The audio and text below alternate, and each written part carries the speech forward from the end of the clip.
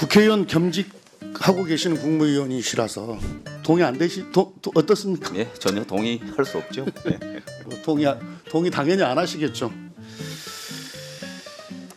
근데 귀담아 들으세요. 이런 평가가 있어요.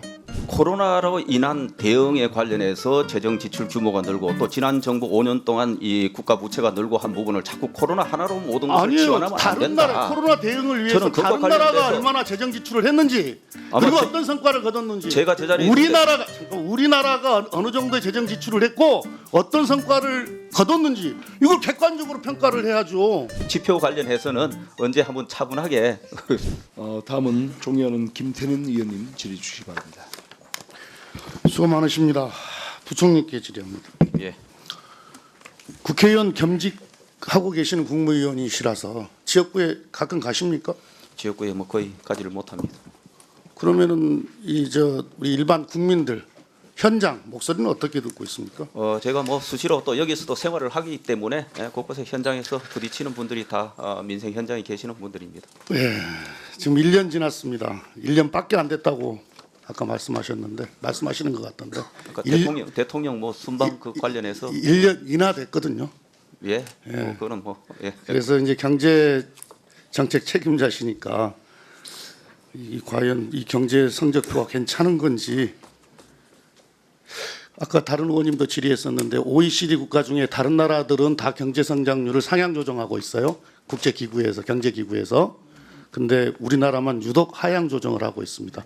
뭐 그건 보셨죠? 꼭 그렇지 않을 거. 뭐가 그래요? 이미 뭐 다 숫자로 다 나와 있는 걸. 세계 경제 성장 전망을 다 지금 다른 나라들은 대체적으로 다 상향 조정하고 있죠. 있잖아요. 우리나라만 하향 조정하고 있고. 그렇지 않습니다. 우리나라 잠재 성장률 출범할 때 몇 프로로 이야기했습니까? 2% 안팎으로 2% 안팎인데 올해 경제 성장률 지금 1%대 초반 이렇게 예상하고 있죠. 선진국 성장이 1.3%로 IMF에서 전망하고 있지 않습니까? 아니, 그러니까 우리나라 지금 경제 올해 성장률 한 1%대 초반 이렇게 뭐, 예상하고 있잖아요. IMF 에서 잠재 1.5% 성장률은 이야기하고 2%인데 예. 1%대 초반밖에 성장 못 거두면 그거 잘한 거 아니잖아요. 무역 수지 적자가 지금 14개월 연속이에요. 우리가 원래 한 18위쯤 됐는데 무역 수지 규모가 흑자 규모가 지금 198위로 추락을 했습니다. 지금 아마 금융위기 이후에 최초로 분기 경상수지 적자도 기록한 것 같아요. 분기 무역수지가 중요한 게 아니고 경상수지가 중요한 거다. 이거 부총리가 하신 말씀인데 예. 우리 1분기 지금 경상수지 적자까지 지금 수출이 줄었어요. 그런데 뭐 경우에 따라서는 줄 수도 있는데 문제는 뭐냐면 수입도 같이 줄어버렸어요. 수출도 줄고 수입도 줄고 이건 무엇을 이야기하는 거냐면은 완전히 지금 우리 경제가 활력을 잃었다. 이렇게 보여지는 거 아니에요. 우리 부총리께서 존경하는 김종인 지난 대통령 선거 때 국민의힘 선거대책위원장께서 윤석열 정부의 경제 정책은 없다. 그리고 윤석열 정부의 현재의 재정 정책은 죽을까봐 자살하는 격이다. 이렇게 평가를 했던데. 동의 어떻습니까? 예, 전혀 동의할 수 없죠. 예. 뭐 동의 당연히 안 하시겠죠. 근데 귀담아 들으세요. 이런 평가가 있어요. 저는 동의가 돼요. 지금 온갖 지표가 다 빨간불 아닙니까? 지금 뭐 좋은 지표가 없어요.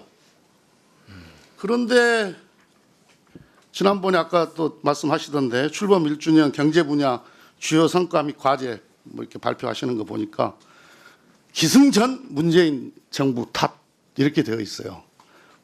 자성이라고는 찾아볼 수가 없어요. 모든 지표가 다 빨간색인데 뭐 처방을 정확하게 해야 진단을 제대로 할 거 아닙니까?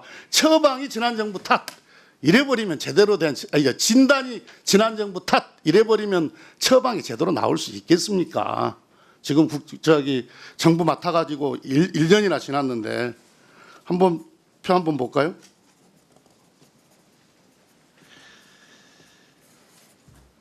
문재인 정부에서 재정을 파탄내고 과도한 규제로 민관 활력을 떨어뜨렸다.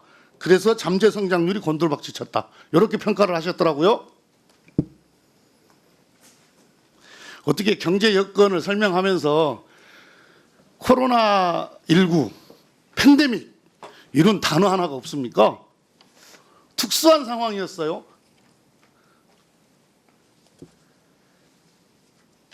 이야기하기 싫은 거죠. 지난번에 인사청문할 때부터 내가 입 아프게 이야기를 했는데 오늘 한 번 더 이야기를 하겠습니다.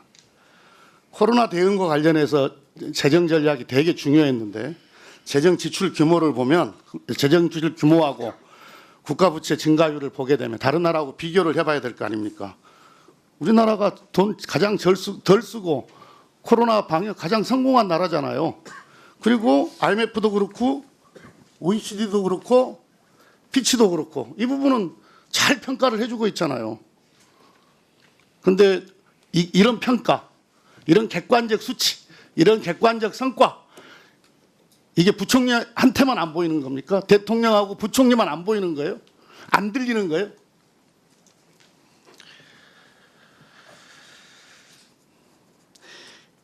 대통령께서 지난 3월 16일 국무회의 때 방만한 지출로 감내할 수 없는 빚을 미래 세대에게 떠넘긴 것은 미래 세대에 대한 약탈이다 이렇게 하셨더라고요. 이게 지난 정부 평가를 한 건데 대통령의 이 말씀 부총리도 동의하십니까?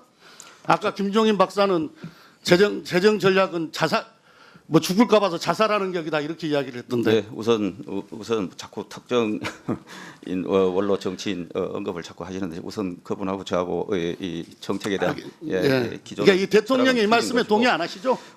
저는 이 코로나 대응을 관련해서 예전에도 여러 차례 말씀을 드렸습니다만은 오늘도 말씀드렸고 일정 부분 아까 긍정적 제가 평가를 한 부분은 아마 기억을 하실 겁니다. 그런데 코로나로 인한 대응에 관련해서 재정 지출 규모가 늘고 또 지난 정부 5년 동안 이 국가 부채가 늘고 한 부분을 자꾸 코로나 하나로 모든 것을 아니요. 지원하면 안 다른 된다. 나라 코로나 대응을 위해서 저는 그것과 다른 나라가 관련돼서 얼마나 재정 지출을 했는지 아마 그리고 어떤 성과를 거뒀는지 제가 저 자리에 우리나라가 어느 정도의 재정 지출을 했고 어떤 성과를 거뒀는지 이걸 객관적으로 평가를 해야죠. 코로나 대응은 2020년, 21년 조금 연장해서 있는 겁니다. 그 당시 제가 기억하기로도 제가 지금 숫자를 안 가지고 있습니다. 자, 하나만 더 봅시다. 홍남기 부총리가 재정 왜 적게 쓰느냐 관련해서 우리도 많이 씁니다. 자, 그렇게 하나만 이야기를 더 많이 볼게요. 하셨던 걸로 제가 알고 예. 있습니다.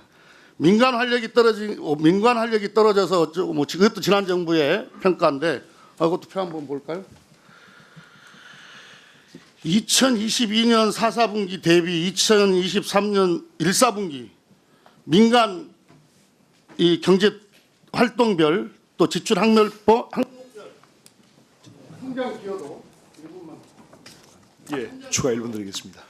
지난해도 물론 0.6밖에 안 됐으니까 무척 낮은 수치인데 올해 1사분기에는 무려 마이너스 0.3 역성장이에요. 무슨 이 정부가 민간의 경제에 활력을 불어넣었다 이렇게 말을 할 수가 있겠습니까? 사기지. 역성장을 했는데 민간 기업은이. 그리고 뭐 각종 뭐 규제에 관련해서 말씀하시던데 뭐 이 정부 들어서서 제대로 된 규제 혁신 하나 한 거 있는 건지 나는 잘 기억이 안 나지만 지난 정부 때 규제 샌드박스 도입을 했잖아요. 내가 정책위 의장할 때 주도해서 한 건데 이것 때문에 많은 성과가 있었지 않습니까? 근데 지난 정부 규제 때문에 민간 경제가 활력을 잃었고 이렇게 평가를 하면서 현 정부의 무슨 민간 경제의 활력은 현 정부가 마치 만든 것처럼 그래서 실적을 할 때는 요 규제 샌드박스 성과를 딱 갖다가 붙여놔요. 이렇게 평가하시면 신뢰를 못 얻어요. 진실해야 됩니다. 진실. 있는 그대로. 그래야 야당도 그렇고 국민도 설득할 수가 있는 거예요. 그래서 함께 이 엄청나게 어려운 이 위기 손잡고 힘 모아서 함께 극복해 봅시다 이렇게 이야기할 수가 있는 겁니다. 진실해야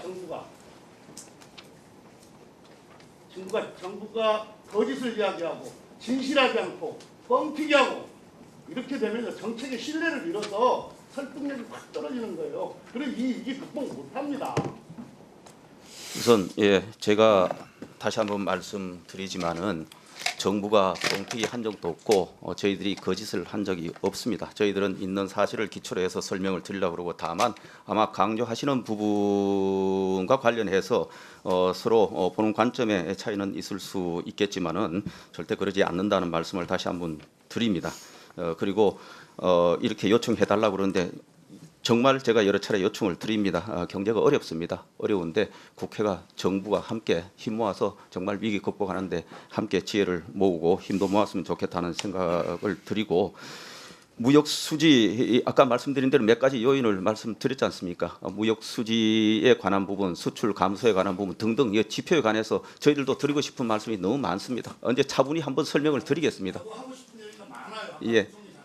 그래서 아니 개별적으로 예. 이 지표 관련해서는 언제 한번 차분하게 사무실에 저희들이 한번 보고 또 저희들이 보는 관점이 이렇다는 거 한번 말씀도 한번 드리겠습니다.